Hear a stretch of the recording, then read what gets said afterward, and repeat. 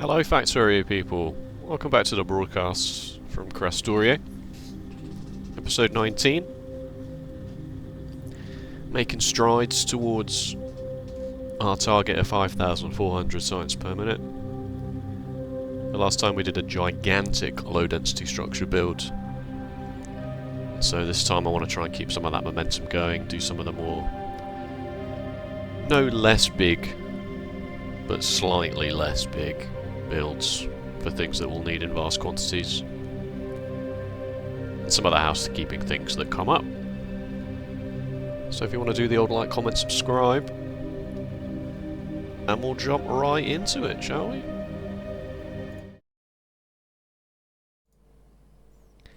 Here is that low density structure build in all of its glory. No extra changes since last time, having left it to run for a little while. Just put a little stacker here on the right hand side just so that we can load up some trains ready to go. And it works. It works well. Gives us just over 2 purple belts of low density structures, 190 a second. And we're going to need 4 of these. The next big ticket item to look at is electronic components. Electronic components go into quite a lot of things. Quite a lot of things that you end up needing a lot more of as well. On top of... they go into red circuits and they go into energy control units. That's mostly where they end up going in megabase territory. So I want to do this sort of the same kind of build here, where matter comes in at the top and the item comes out at the bottom. I decided to not use the short recipe. So electronic components in Krastorio has 2 recipes. The basic recipe, glass, silicon and plastic bars, and the smelted craft recipe, 12 stone, 5 plastic bars, 20 water. I don't want to make more plastic than I have to, because plastic is already quite, well, it's not a huge sink, but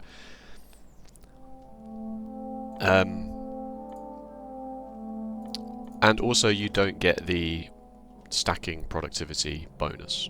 So if you put stone into a crusher, you can get more sand out of it, and then you can get more quartz out of that sand by using productivity modules in the filtration plant, etc, etc. So let's quickly nip over to the design area and see how it's looking.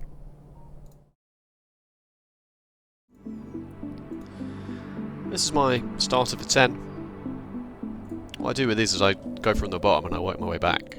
So I pick like a belt of an output, or half a belt, or just something, or a belt of input, or something, you know. So obviously with electronic components it's quite easy to hit your target of 1 purple belt out. And then I just work backwards. How much glass would we need for that? How much silicon would we need for that? How much quartz would we need for that much silicon? How much sand would we need for that much quartz and glass, etc, etc. I'm going to do the plastic in line this time, in comparison to, obviously with the low density structures, the plastic came in separately. I'm going to do the plastic in line this time. I'm going to try to, at least. So I thought maybe I would try putting the stabilizer charging stations in line.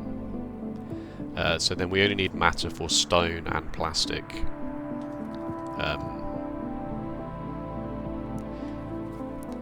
So you get 1, 2, 3, 4 extra machines with productivity modules in. So it seems kind of worth it to me to do it this way, rather than just doing matter to stone, matter to plastic, and then having that go into an assembly machine.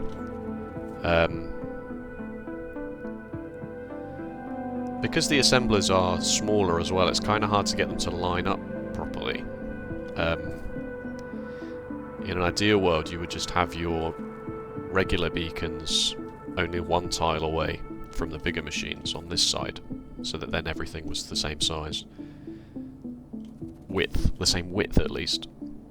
But to have quartz keeping up, you need to basically surround the whole thing with beacons. And then It's a bit of a palaver to just trim off the beacons that you don't need, you know, so you don't want to overproduce, you want to have everything. Basically, if I just do this 4 per second, the silicon underproduces by 10% per second, sorry, yeah, 0.12 per second, but that's fine because the output is more than a belt anyway, so it needs 32.25 per second to make a full belt, and we're making 32.13 per second. So that what is left here, what is short here, the deficit here, should just be taken care of by the fact that we can't output a full belt anyway.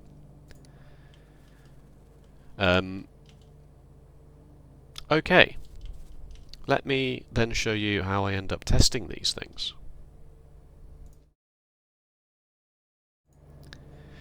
So I'll make a save at the point that I'm ready to start testing, and then I'll open the command line and do /editor, bring this box up. If you don't know how the editor works, it is this, basically. Make a save beforehand, because doing this will disable achievements, so just make a save, do your testing, load your save. And your important things here are these 2 items here, infinity chests and infinity pipes. So then if we leave editor mode again, you can use these to just release what you need into the base. So for example, if we use this infinity pipe here, we just connect an infinity pipe here to this and to this, and we tell this to just output loads of matter, it will start going on its own. And then if we borrow one of these infinity chests here, and we say make sure this always has a certain amount of matter stabilizers, charge matter stabilizers, because that's going to mimic the input of the charge matter stabilizers, like this. Then we start getting the plastic out, output the spent ones, matter stabilizers, and then we'll take another infinity chest down here, and we'll put this here for the output of this machine. Oops. And we'll just say remove unfiltered items. So whatever ends up going on the belt just ends up being deleted. So clearly we can see something's not working. Plastic is leaving, sand, we're making sand. Oh, we didn't do the water, did we? Need water to make quartz. Oh, I always put my water in slightly the wrong place.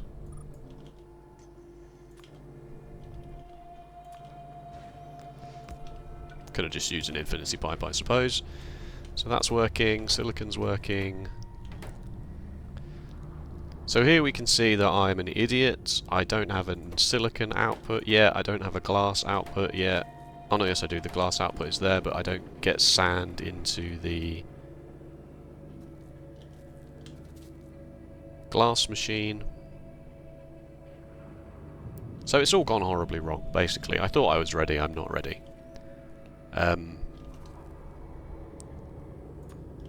So yeah.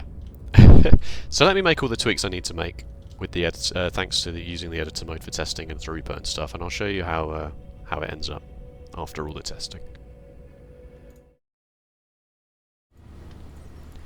Here we go. So obviously it's prudent to, when you're doing your testing, to actually use the whole thing. So rather than doing an infinity pipe with matter, I'm actually using the matter plant just to see if we make enough, because we do need a decent amount of matter for this, because obviously we're making the stone and the plastic. The charge matter stabilizers, they didn't work in line, so I just bung them on the end here like this. Tidied up the belts, tidied up the outputs. And then, because I want a full belt of this, I can turn on my debug mode, and in my debug mode I've got the setting for showing transport line gaps. So clearly we can see there's an issue here because this is not outputting consistently, and that's because there is an issue with this silicon after all.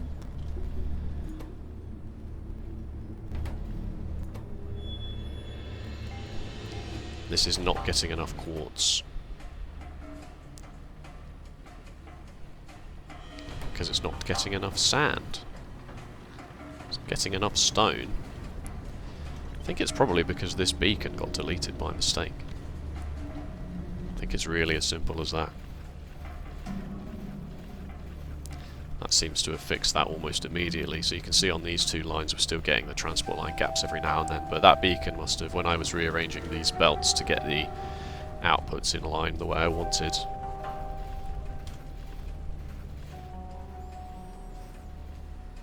So that's that. That's done. It's working, it's tested. As I say, this is not quite keeping up, but it doesn't have to keep up 100% because it's only relying on this getting enough silicon. Looks good to me. Right, where's this bad boy gonna live? Probably over here somewhere, I would imagine.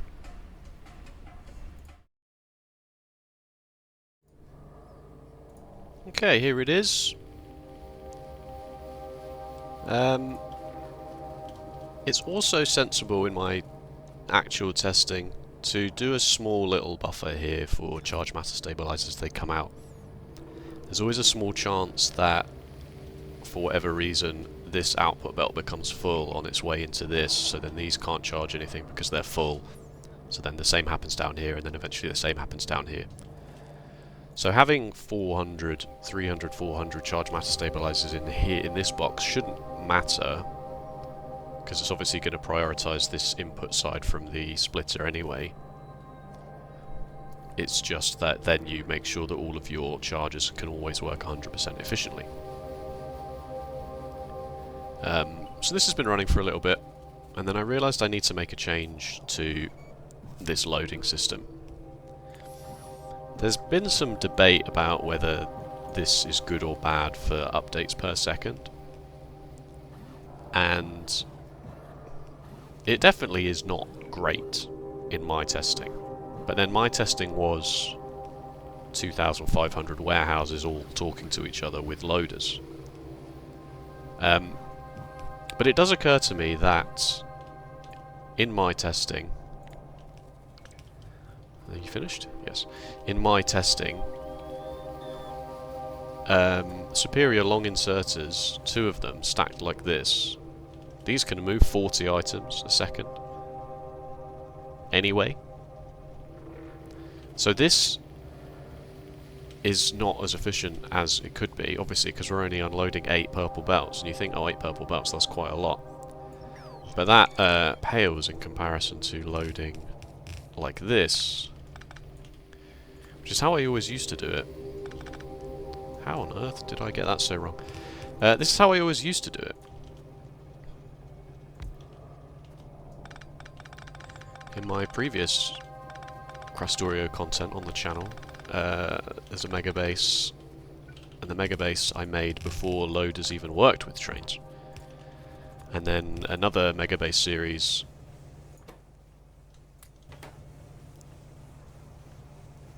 it's obviously it's slower than doing this, obviously. But that is what, 48 loaders. And that very quickly starts to add up on all your stations, and that is why I was worried about UPS. Now obviously my frames per second updates per second have been 60 this whole time. We're not in any danger. But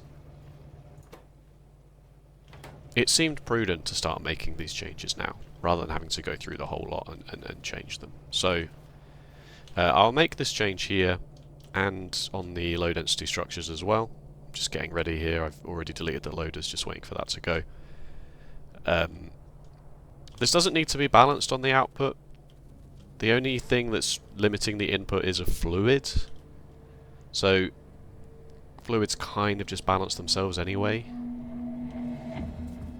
It really shouldn't make any difference, although it probably might make a small bit of difference if you decide to build it like this, where you have one chest basically full before any of the others. But I'm not doing an 8 to 8 balancer here, or I may do a 4 to 4 balancer here, No, I'm not going to do that. I may do a 4 to 4. Maybe I will. I can't remember what I decide on, to be honest with you. I feel like balancing this is probably more important because it's reliant on a lot of belt input as opposed to fluid input, which is what these are all reliant on.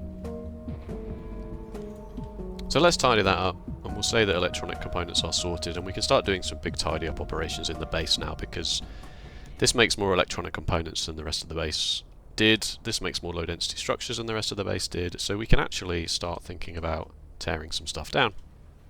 So let's do that.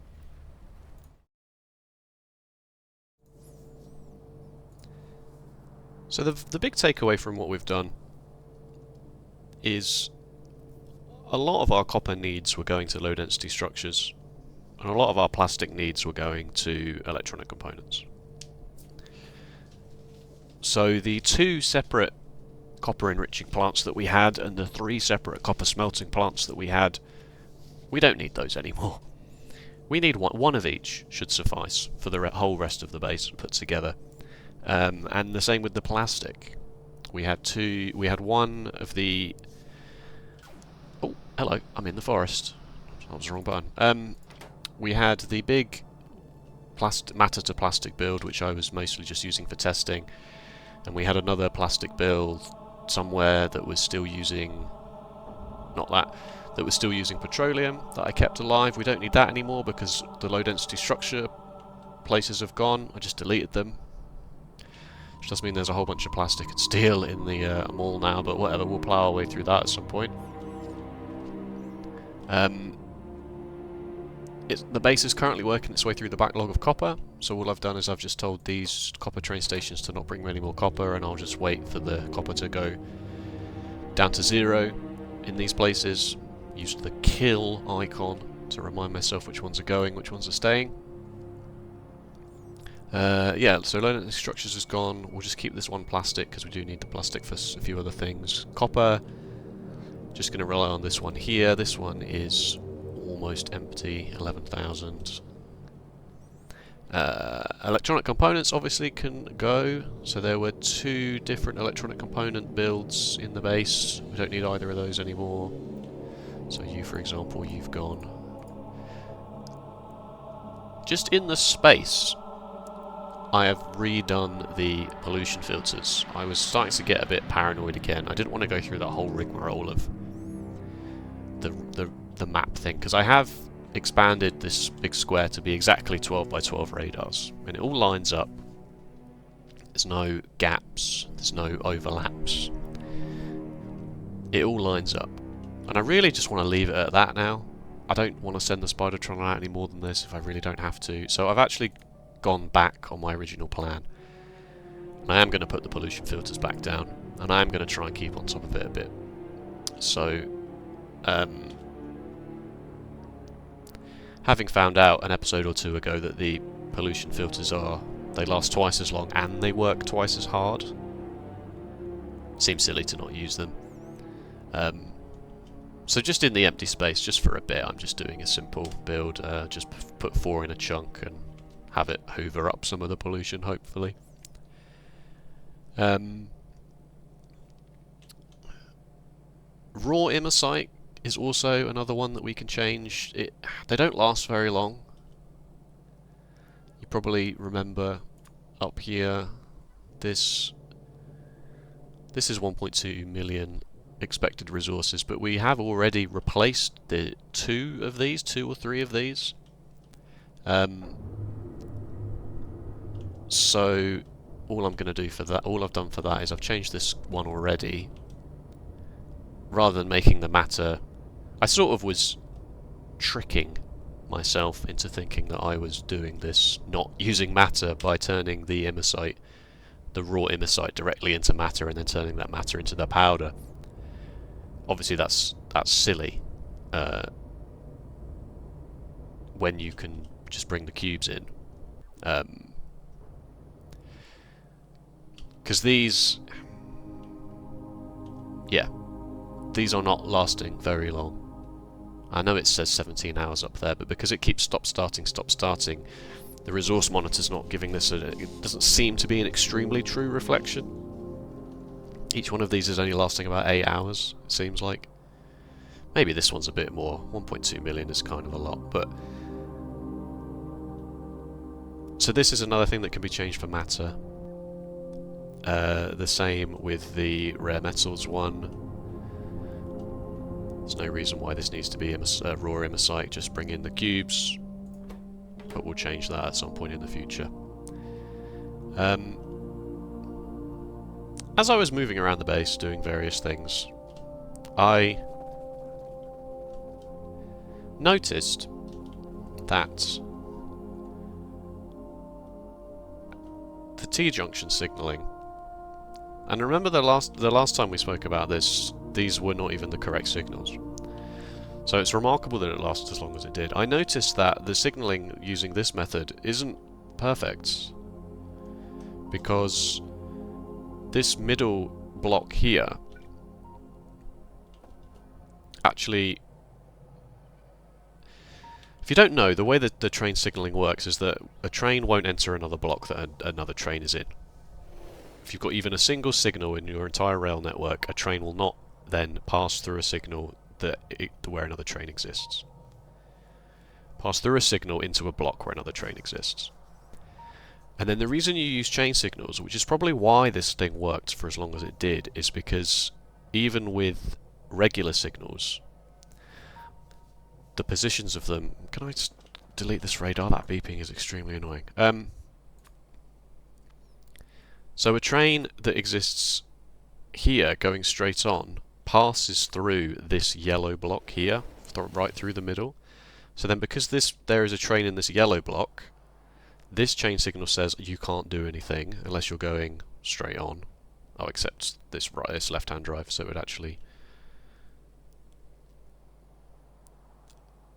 be going this way. So if this train is turning this way, that blocks everything off anyway.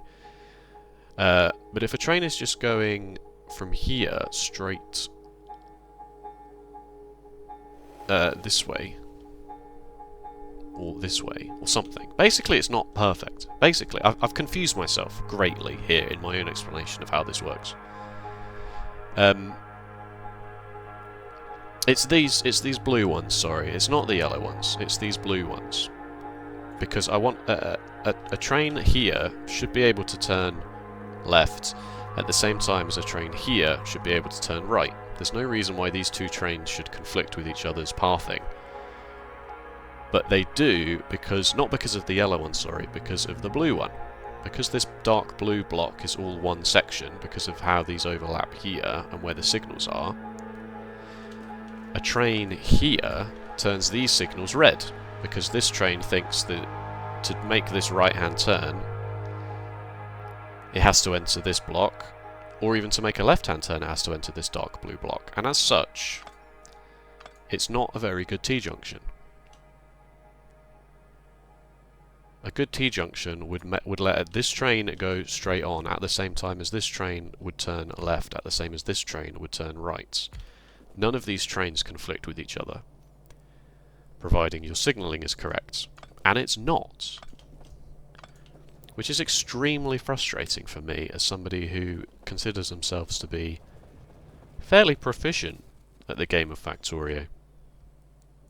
Fairly proficient, he says, realising that his green circuits does not have electronic power.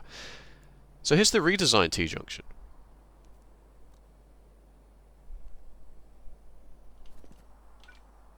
It's a bit better. So there's a bit more space in between the curves. So the problem these ones have is that I put the pylons on the chunk borders and then built around that. So that didn't leave enough space. Whereas giving things a slightly bit more breathing room, that's the wrong button, sorry, and then allowing just this middle chunk, this middle block rather, to be slightly more defined, solves those problems. So now, when a train here is turning left like this, this chain signal is blue because it can go this way. This goes, not all the exits are clear, but you can go the way where the green ones are. So that allows this train to exist without any problems. And then that also allows this train to exist without any problems. Again, this one's blue, it goes, they're not all green, but some of them are green, so you can go the green way.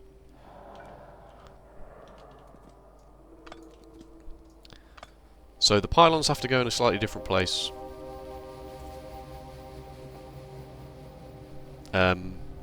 Which does mean that this pole has to go in a slightly different place. Which means the radar has to go in a slightly different place. It was laborious. This was a laborious fix. But it needed to be done. Just because of the kind of person I am. Yes, I've been playing for 120 hours without having with only having the one deadlock. But that's not good enough. We want no deadlocks, alright? We're a 99.99% uptime operation here on this channel. So let me do that.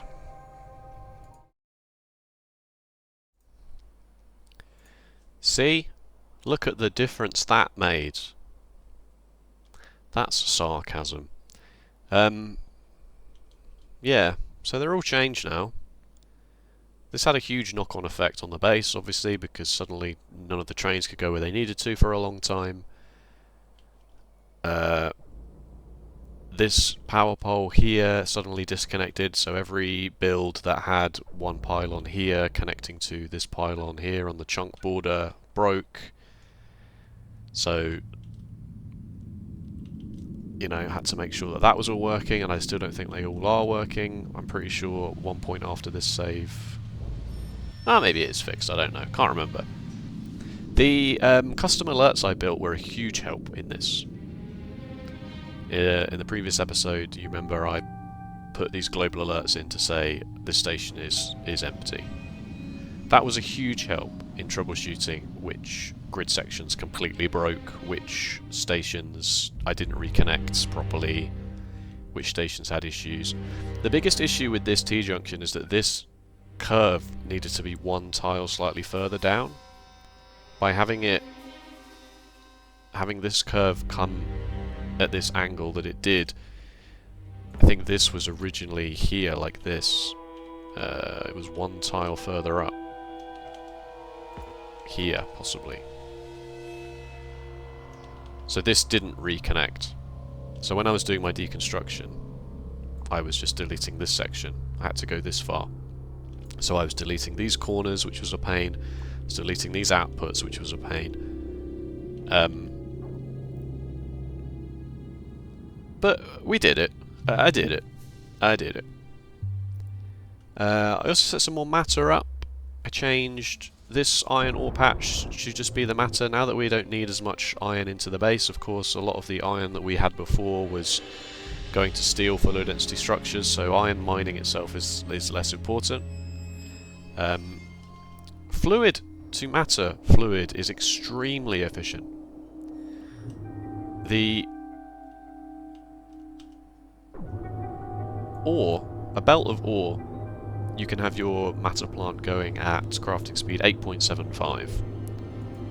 With the fluids, which moves a lot faster, you can have your crafting speed going at 14. And this still, I'm pretty sure, could be faster than this. I could surround these in beacons. These are 4 separate pipe networks, so by using the PUMP, prevent unwanted manual placement of pumps mod, you just click and drag over the sections that you want to be in a pipe network, and then you just hook those up separately. If they were all in one pipe network and then had just, you know, your generic system like this here, the throughput would be insufficient. So this actually takes in 5,600 crude oil a second, 336,000 crude oil a minute, but outputs 20,000 matter a minute. And our cube plant, our cube our matter to cube plant is wishing to process 112,000 matter per minute. So obviously our one train is still just going out and about to whichever station says, "Oh, I've got enough matter for you to come and collect me now." So that's good. All of this down here obviously put a bit of a strain on charge matter stabilizers, so I've just doubled this up. I haven't bolstered the electronic what are these called? ECUs? Electronic... I forgot what they're called. Energy control units. I've not actually bolstered the production of these. I'm more just concerned with making sure that we make enough fast enough. So I'd rather have this situation, and then if the stars align and two trains worth suddenly need to go, if low density structures and electronic components both decide that they need a train load of charge matter stabilizers at the same time, that doesn't take half an hour to fix. So we vastly overproduce in the short term, but the average is the same. Probably. Probably.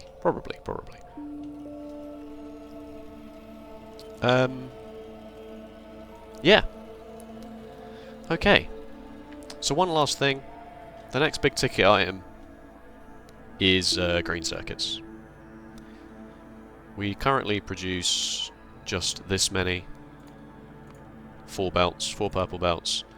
Factorio Planner says we're going to need about 19 purple belts. Thankfully, it's a simple recipe. So let's have a look at it, shall we? Now, I say it's a simple recipe. It's a simple recipe if you don't want to do ore enriching for the copper and the iron. So obviously your green circuits need copper wire and iron plates. You could go all out and enrich. So when you do your matter to ore, you could then enrich that ore, because you can't make the enriched ore from matter, obviously. What a mental world that would be. I elected to not do that. This was already a decent number of machines. To then also put in... sorry, it's in low density structures. You'd need to put in this bit for the copper, and that again for the iron, and then you would need to do something with the dirty water and the stone that came out. I've decided to not worry too much about it. I've decided that the extra efficiency is not hugely worth it, because to make one purple belt of electronic circuits, you only need 32 iron and you need 129 copper cable, which is the equivalent of just over half a belt of copper. And all of that added together, even turning matter into wood, is 74 matter a second times 8, because obviously we want 8 of these in an output, is whoops. We want 8 of these in an output in a group. 596 matter per second, which is still only 36 cubes a minute. You know, it would still take you 4 hours to unload it to finish off a train wagon of matter cubes with this. So I'm not that fussed.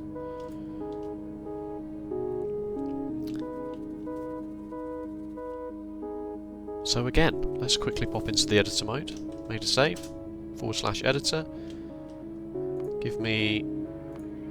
they're in unsorted. Give me an infinity chest with matter cubes. Why have I put it there? I don't know.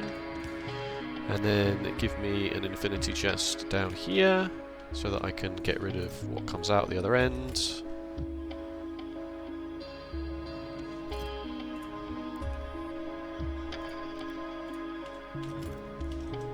And off we go.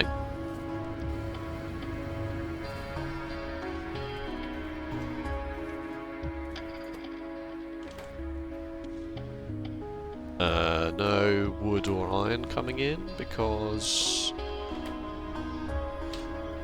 That loader is the wrong way around, and that loader is the wrong way around. Easy fixes. There we go.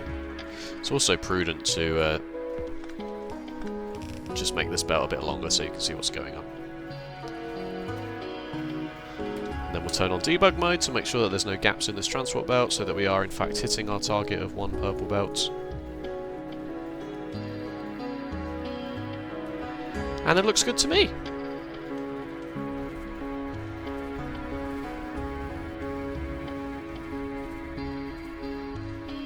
Alright. So let's find a place for this bad boy then. This was considerably easier. As I said before, the reason I did this one first is because I wanted to just hit my stride, you know? This was an absolute freaking nightmare. This was easier. Again, this is flipping easy mode compared to what we've done so far. This took me maybe 20 minutes, honest to God. That's not me bragging. That's just how it goes. It's just how I roll.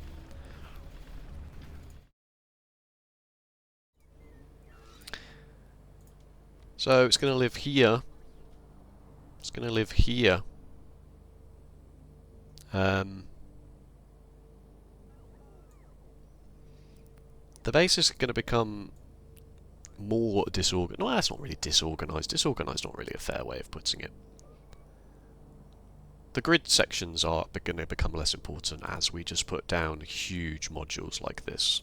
So our train network needs to be robust as well, which is another reason why I wanted to make sure that those T-junctions were 100% correct. I was putting all of this down, and I was going over to the main base and going, oh, what do we not need, what do we not need? And I thought about wood. And I was like, oh, we need wood for the steel, for sure, so we can't get rid of the wood from the main base yet. Not that much in the main base needs the steel anymore. It's a good question, actually. I didn't really think about that. Where does the steel go in the main base now that it's not going to low density structures? So much of it goes to the mall is the problem. This is not the way to do it. The way to do it is to go to your stations and look at the steel unloading stations. Uranium fuel cells and satellites. So barely any. Because all we need the steel for is the solar panels. Good lord.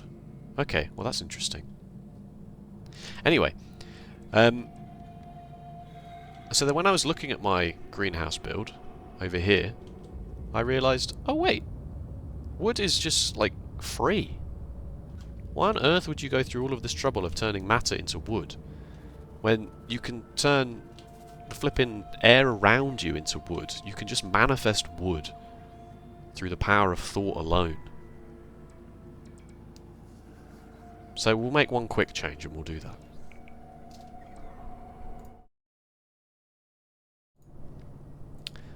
Oh, whoops. Okay, and now it looks like this.